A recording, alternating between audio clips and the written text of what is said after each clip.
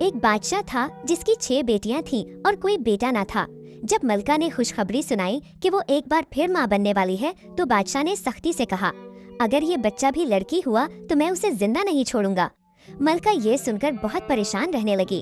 جیسے جیسے زچگی کا وقت قریب آتا گیا، بادشاہ نے دایا کو حکم دیا کہ بچی پیدا ہوتے ہی اسے ختم کر دے۔ وقت آیا، ایک نہایت حسین بچی دنیا میں آئی۔ دایا نے جیسے ہی اس کا چہرہ دیکھا تو وہ اسے مار نہ سکی۔ بچی ہنس پڑی اور اس کے ہونٹوں سے خوشبو بھری پھول جھڑنے لگے۔ دایا یہ منظر دیکھ کر حیران رہ گئی۔ ملکہ کو جب یہ خبر ملی تو وہ خود بھی دنگ رہ گئی۔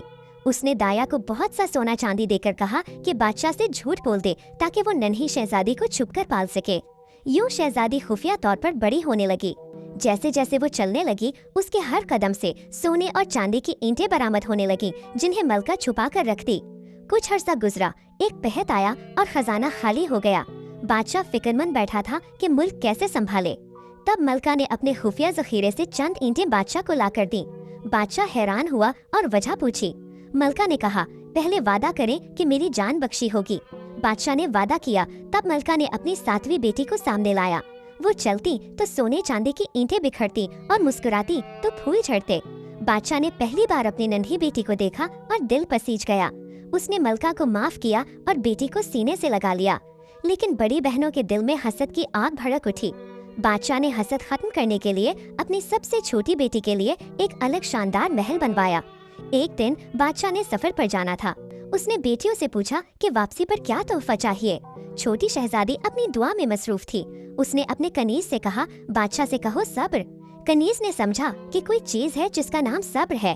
بادشاہ واپسی پر باقی بیٹیوں کے تحفے لایا اور سب سے چھوٹی کے لیے ایک ڈبہ دیا۔ یہ ہے صبر۔ شہزادی نے کچھ نہ سمجھا اور ڈبہ ایک کونے میں رکھ دیا۔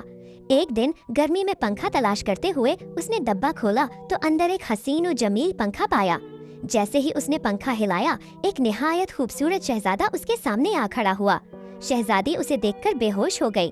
شہزادے نے اسے ہوش دلایا اور کہا، یہ پنکھا جب ہلاؤ گی میں حاضر ہو جاؤں گا اور جب چاہو گی واپس چلا جاؤں گا۔ یوں دونوں دن رات ساتھ گزارنے لگے۔ یہ بات بڑی بہنوں کو معلوم ہو گئی۔ ان کے دل میں حسد اور بڑھ گیا۔ وہ ظاہری دوستی جتانے لگے اور بہن سے شہزادے کے بارے میں راز جاننے کی کوشش کرنے لگے۔ انہوں نے ایک دن کہا، ہم نے تمہارے مہمان کے لیے ایک نرم بستر تیار کیا ہے، لیکن اس بستر پر انہوں نے شیشے کے ٹکڑے بچھا رکھے تھے۔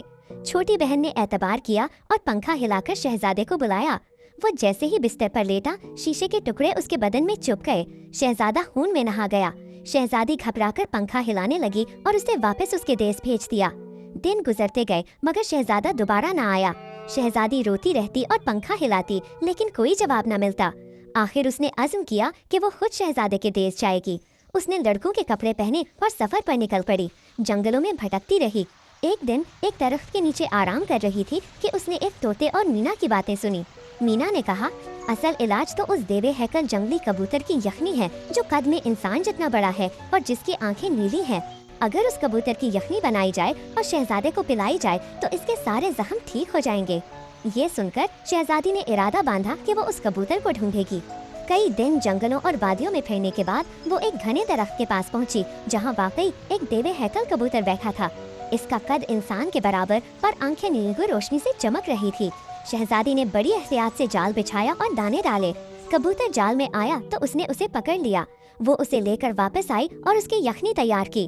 یخنی کی خوشبو پورے محل میں پھیل گئی۔ جب وہ شہزادے کے پاس پہنچی تو سب درباری حیران رہ گئے کہ ایک نوجوان طبیب کس شان سے آیا ہے۔ شہزادی نے نقاب اوڑھ رکھا تھا تاکہ پہچانے نہ جائے۔ اس نے کہا، اگر آپ لوگ اجازت دیں تو میں شہزادے کو یہ یخنی پلاؤں۔ یخنی پلائی گئی تو کمال ہو گیا۔ شہزادے کے زخم تیزی سے بھرنے لگے۔ چند دنوں میں وہ مکمل تندرست اور پہلے سے بھی زیادہ حسین و جمیل ہو گیا۔ شہزادے نے شکر گزاری کے لیے طبیب کو دربار میں بلایا اور کہا، اے مہربان حکیم، تم نے میری جان بچائی ہے، جو چاہو مانگ لو، میں انکار نہیں کروں گا۔ شہزادی نے مسکرا کر کہا، شہزادے کیا آپ مجھے پہچان نہیں پائے؟ یہ کہہ کر اس نے نقاب ہٹا دیا۔ شہزادے نے چونک کر دیکھا تو اس کی اپنی محبوبہ شہزادی سامنے کھڑی تھی۔ خوشی کے مارے وہ بے اختیار اس کے قدموں پر جھک گیا۔ دربار والے بھی حیرت سے دیکھنے لگے۔ شہزادے نے اسے اپنی زندگی کی مالک کہہ کر تخت کے برابر بٹھا دیا۔ کچھ ہی دنوں بعد دونوں کی شاندار شادی ہوئی۔ شادی کے موقع پر 7 دن اور 7 رات جشن منایا گیا۔ शहजादी ने अपने वालिद बादशाह को भी पैगाम भेजा। बादशाह, मलका और सब बहनें भी शादी में शरीक हुए। बड़ी बहनों ने शर्मिंदा होकर माफी मांगी। शहजादी ने दिल बड़ा रखा पर सबको माफ कर दिया। यूं शहजादा और शहजादी हमेशा खुशो खुर्रम रहने लगे। जब वो हंसती तो फूल झड़ते, जब चलती तो सोना चांदी बरसने लगता और जब अपने पंखे को हिलाती तो खुशियों की हवा चल पड़ती।